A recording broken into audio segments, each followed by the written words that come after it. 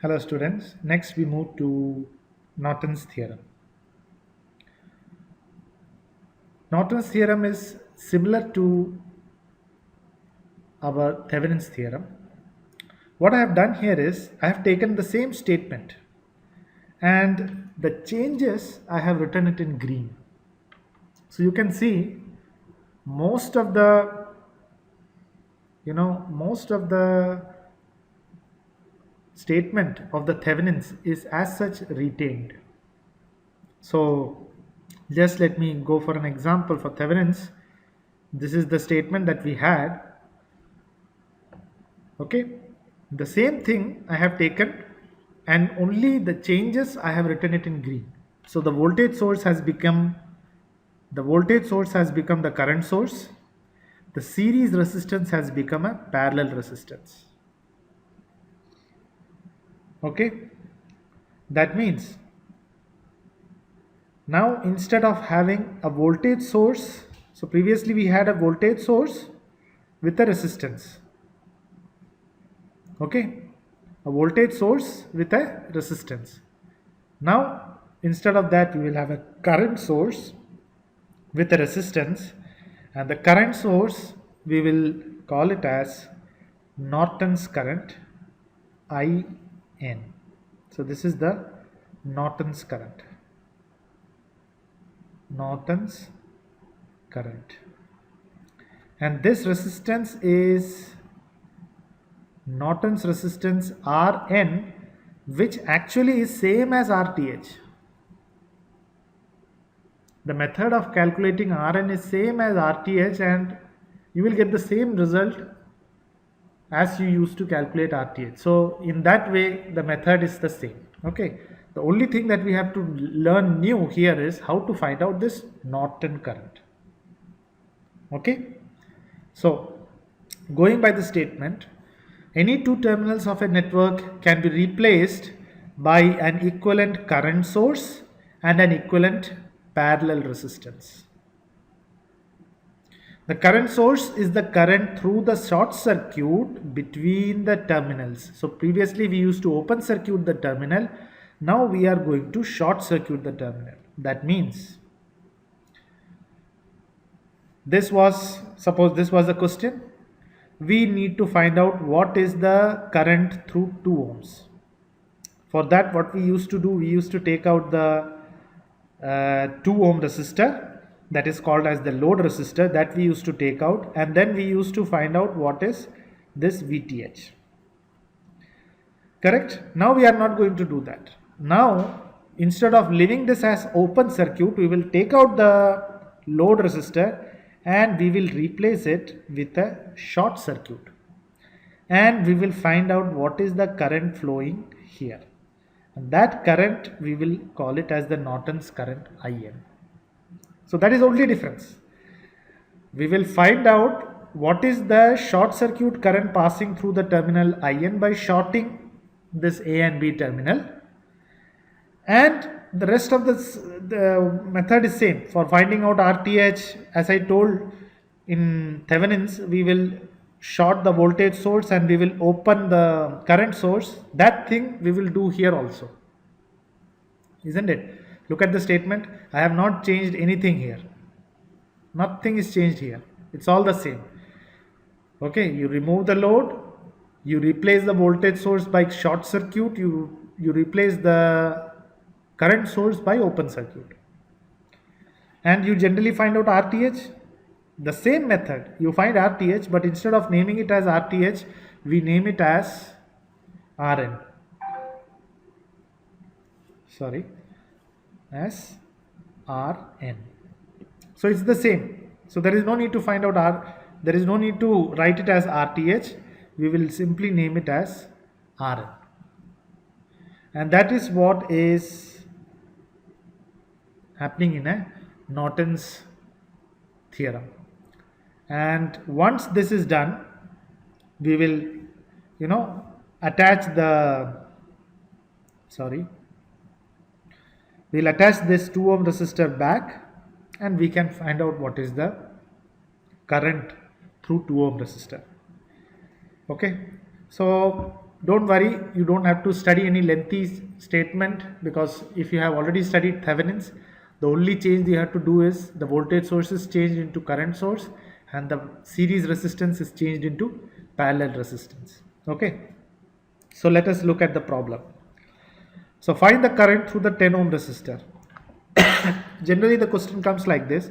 For the university, the question may come in this particular format. Find the current through 10 ohm resistor using Norton's method or Norton's theorem. Okay. Now, this is the 10 ohm resistor through which we want to find out what is the current flowing through this. Clear? Now, look here. We can solve this by using the mesh, or even if we use the nodal analysis, we can find it out. Even using the Thevenin's, we can find out. But now we have been asked to find out using Norton. Okay. So, what do we do is step 1. Step 1 is finding IN. Oh, sorry. So, step 1 is finding IN. For that, we have to redraw the circuit.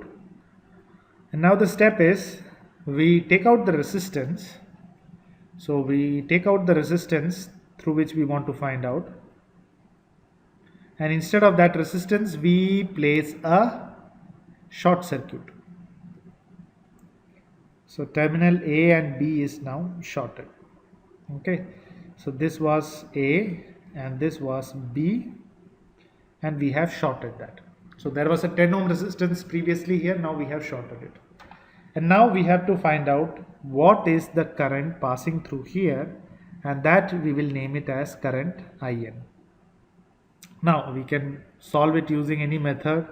We can use mesh analysis. So what does mesh analysis do? We find out current I1, we find out current I2, and we found out current I3, and then we basically find out the answer.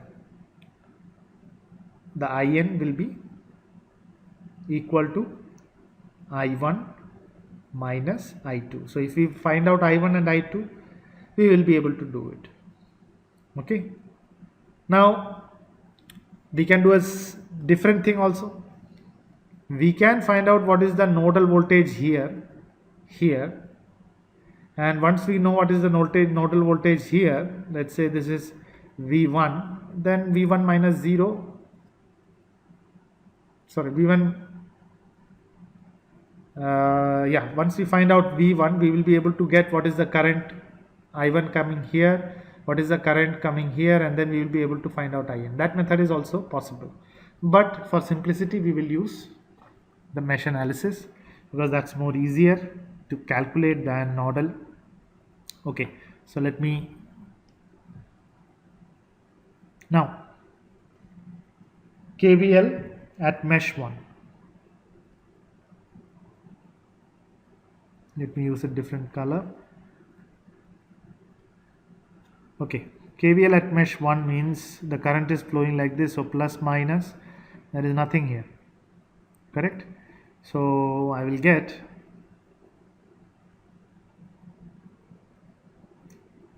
2 volt, so this is minus, this is plus, so I will write 2, so plus 2, then minus 1 I1 is equal to 0, or I1 is equal to 2, so 2 amps.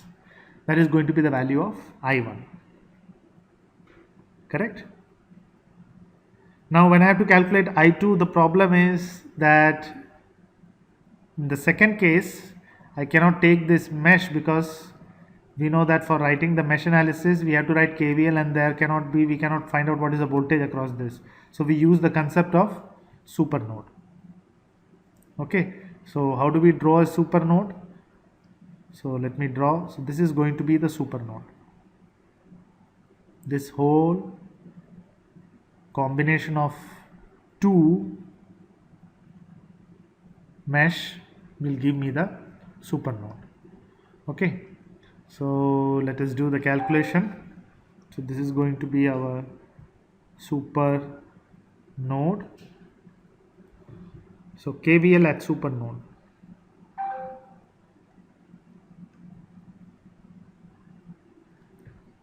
The KVL at super node, as you can see, this will be plus minus, this will be plus minus, there is nothing else here, so I can write back of the bogey 5i2 minus, not minus, plus 15i3 is equal to 0. Nothing else is there. And voltage equation at node, let's say here, okay, node A. At node A will give me what? So I2 is incoming current, here it is I2 incoming, I3 is outgoing, so I2 is incoming, so plus I2 minus I3 plus 4 is equal to 0, from which I will get, so this is my first equation, so from this one, the second equation, I will get I2 minus I3 is equal to minus 4. And this is my second equation. Okay, now using both these equations, that is equation 1 and equation 2, I can directly solve. So solving 1 and 2, I will directly get the value of I2 and I3. Using a calculator you can solve, and you will get I2 as minus 3 amperes and I3 we will get it as 1 ampere. Now there was no need for us to go for I3 also, because we have to finally find IN. IN is already given here, therefore IN is equal to I1 minus I2, where I1 is 2 and minus of I2 is minus 3, which gives us 5 amps. So we have found out what is IN. Okay, next we have to find out what is RTH, that is the second step. So step 2 is find Rn, which is same as RTH. Okay, and that step you already have studied. We directly use this, so let me redraw the circuit. And then I'm going to keep this one open. Okay, and I am trying to find out what is the resistance in between. So the 10 ohms is taken out. Okay, and what now I am having is, I want to find out what is R, not TH, Rn. Okay, so for that what we have to first do is we have to open up the current source. So this is the current source, we are going to open it up, so that is gone. Okay, and the voltage source has to be shorted, so I will short it using different color. Okay, now see, let me use a different color. Okay, so this is one terminal of 5 ohms and that is in series with 15 ohms. That is very clear. Now the series combination, the end of that one is coming here. So this is the one end and this is the other end, correct? This is the other end, this one. And whereas this particular one is having one end here and the other one is also here. So what is happening? We are having the two ends of the resistor joined together. So what we can say is that 5 ohms and 15 ohms are in series. That will give 5 plus 15, 20. And that 20 ohm combination is in parallel with this 1 ohm. Therefore, I will find out Rn is equal to 1 parallel with the series combination of 5 and 15. Okay, and that will be, I can write it as 1 inverse, which is 1 only, plus 5 plus 15 is 20. 20 inverse the whole inverse. If you would do that in calculator, you will get it as 0.95 ohms. Okay, so that is the second step.